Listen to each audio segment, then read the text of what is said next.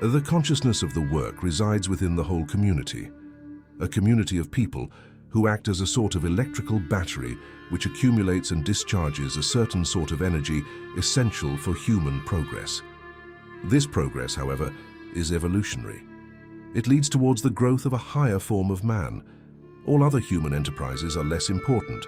Sometimes these other enterprises, some of which we prize so much as nations, cultural groupings and so on, have to be attenuated because they are producing a force hostile to real human growth. O.M. Burke.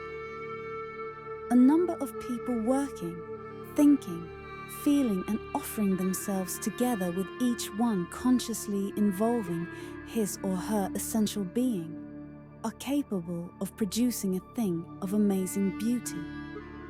Omar Ali Shah.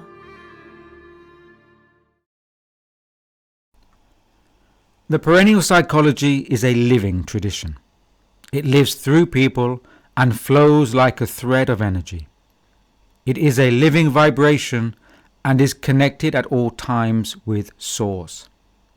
What it seeks is to manifest through the lives of people, and for this living energy to be transmitted into the world. People can choose to do 1,000 things in their lives, yet if they are not true to their essential self, they will have achieved little. This is what Rumi was speaking about in the opening quote from the first essay. We are all connected with one another and with the world around us. This is our responsibility. The true inner path also leads through life.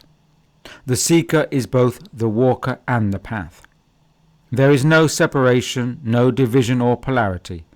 It is us, the human being, who creates the separation and creates the splintered mind. As within, so without. As without, so within. Humanity is shifting into a planetary civilization as modern technologies reach out across the globe, and yet humanity remains fractured as a species. The human being has access to a collective consciousness, and yet it is only known of as the collective unconscious.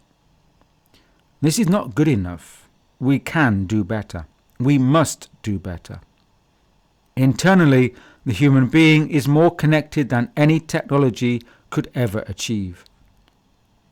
Technology may be a social mark of the epoch and stage of material development, yet the true mark will come from the state of humanity. Each person has their lives, obligations, struggles and setbacks. Yet everything that a person does matters. Nothing is lost. Even though it may seemingly go unnoticed, everything matters. Every person is here to learn, each in their own ways. To understand this requires humility. It also requires patience. It is not a question of passivity. It is a question of correct participation. As Buckminster Fuller eloquently put it, quote, "We're like bees, you see, bees that go out looking for honey without realizing that we're also performing cross-pollination." End quote. As people go about their business, our business is that of cross-pollination. It occurs even if the individual is not aware of it. How much more satisfying to know that a person could be a conscious part of it. For the living energy to flow, humankind needs to allow and facilitate this flow. At times, this means getting out the way so as not to become the blockage. Knowing when to step into and when to step aside is also a part of the perennial psychology. It is important to get back to the essentials. If there was ever a time for returning to the essential, that time is definitely now. As a species, humanity has lost touch with the vibrational harmony of its home planet Earth. There are those who continue to go about their daily lives within the old structures of division, polarity and separation. These are thought patterns of conflict and conquest. Some people may think that they have conquered the world, but it is not so. A small minority continue to believe that they can win through conquering, but they cannot. It is a dying pattern, and its time has come. The living work is an energy and presence of harmony. The perennial path is to be in the world yet not of the world, and this means harmony and unity. The opposite of this means separation and division. Where there is division, there is no connection with the essential. Humanity has entered a period now where it is essential for reconnection. We each have a responsibility to represent a living tradition of conscious beings. It is not time to be fake. The social world has a lot of fakery, and each person must be aware of this and tread carefully. Things are going to have to change because this is the necessary path of evolution. Evolution for the planet, for human civilization, for communities, and for individuals. Human existence is like that of the famous Matryoshka Russian doll, with layers upon layers. Each layer is a physical form in existence, and yet connecting all these various forms together is the energy of consciousness. This is the energy that binds, and which at its fundamental state is pure unity. Everything, life and non-life, is unified. What we call death is not an end point, an abrupt termination. Death is built into the system. It is not a glitch or anomaly. It is a way of transition and continuation. It also teaches that what is more important is how to live. At the middle of the paradox lies a straight line. The living perennial work operates concisely and completely within the midst of life. To live within the midst of life is where the exercise of the perennial path takes place. The path expects the individual to live everything life brings, as though it were an exercise, being fully present.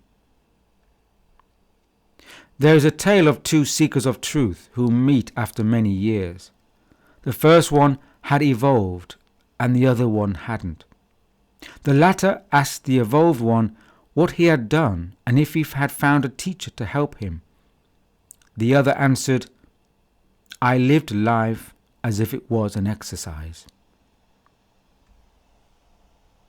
Great opportunities can be missed because of the smallest of inattentiveness. The exercises to be found amidst life may be missed because a person is sleeping. This is how the majority of life is now.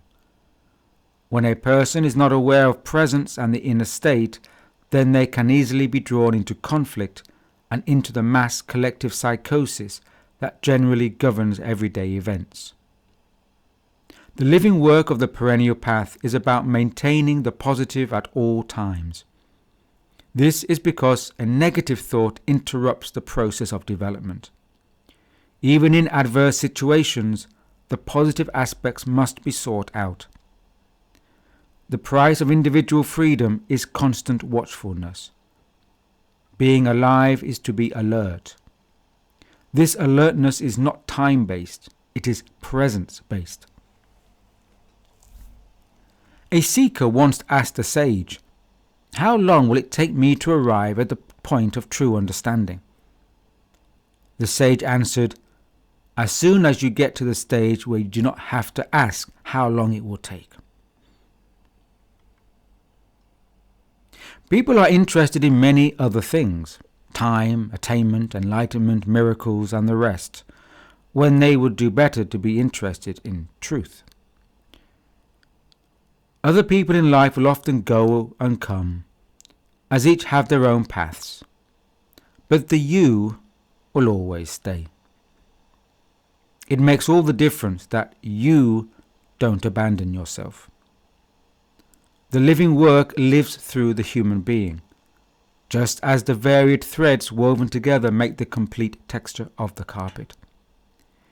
Each individual thread has its own integrity and quality. When placed together in a harmonious relation, that integrity is magnified and multiplied. The thread does not lose its own character or personality. On the contrary, it willingly offers itself towards the production of a thing of utility and beauty. Likewise, each individual person too has within them the potential for a quality of being and a noble integrity.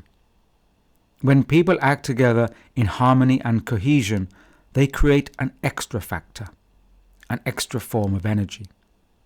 It is the free choice of each person whether they choose to take on the responsibility of a conscious being working upon a developmental path for the benefit of both themselves and for the wider evolutionary process. This choice should be taken with joy, humility, and responsibility. The path of the perennial tradition can be walked with the confidence, quiet enthusiasm, and assurance that the essential being is awakening to a finer perception of higher knowledge leading to truth. The opening up of finer perceptions will call down the energy of inspiration as a guide. Within the distortion of the external world, such inspiration can be the sweetest fruit. A person found themselves hanging off the side of a cliff. They had slipped, yet managed to grab hold of a tiny shrub growing on the cliffside. There was no way for them to climb back up the sheer rock cliff face. Below them was a drop of 100 meters onto the ragged rocks below. It was then they noticed a small bunch of berries growing not far from them. With their one free hand, they managed to reach out and take a few berries. The roots of the shrub began to come loose from the rock face. With careful precision, they placed these few berries into their mouth. How sweet was their taste!